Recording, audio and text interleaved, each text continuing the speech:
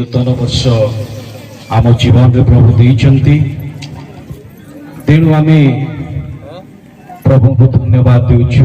Look तार 13 अध्याय 6 7 8 9 पद म अध्ययन करिवि।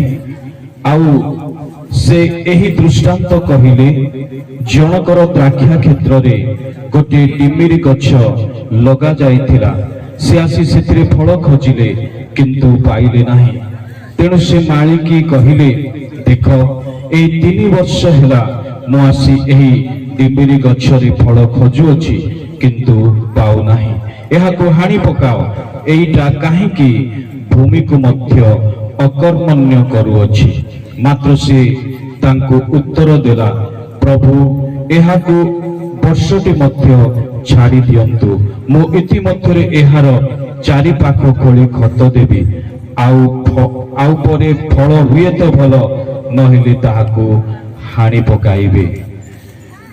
प्रभु सुजोग आम जीवन रे प्रदान करिसेंती। आउ गोटे वर्ष प्रभु आम जीवन रे प्रभु जोड़ी देई अछंती। प्रभु चाहुछंती आम जीवन रो फल। तेणु माथ्यू 3:8 पद लिखा जाए, एणु मन परिवर्तन उपयुक्त फल उत्पन्न कर। जेतेबेले आमे मन परिवर्तन करियछु प्रभु चाहुथिबा फल आम जीवन रे आमे फलिबा आवश्यक।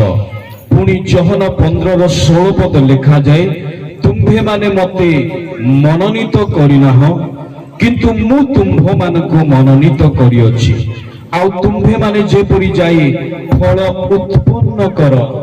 प्रभु एथिपाई आम प्रत्येक से मनोनीत करिछंती बाछिछंती। प्रभु को उद्देश्य एहा जे आमे जेपरि फल उत्पन्न करि पारिबा, फल फली पारिबा। पुणी रोमियो 7:4 पद लिखा जाए, ख्रीष्टଙ୍କ शरीर द्वारा तुम्भे माने मध्य व्यवस्था प्रति मृत होइछ, जेपरि तुम्भे माने अन्य सहित संयुक्त हुआ। अर्थात आम्भे माने ईश्वर निमंते फल उत्पन्न करिबा पई जे मृत्युरु उत्थापित होइछंती। प्रभु काहेकि मृत्युरु उत्थापित हेले जे आमे जेपरि फल फलिबा। प्रभु ए संक्षिप्त शिक्षा द्वारा प्रत्येक को आशीर्वाद करंतु। जहा किछि दानर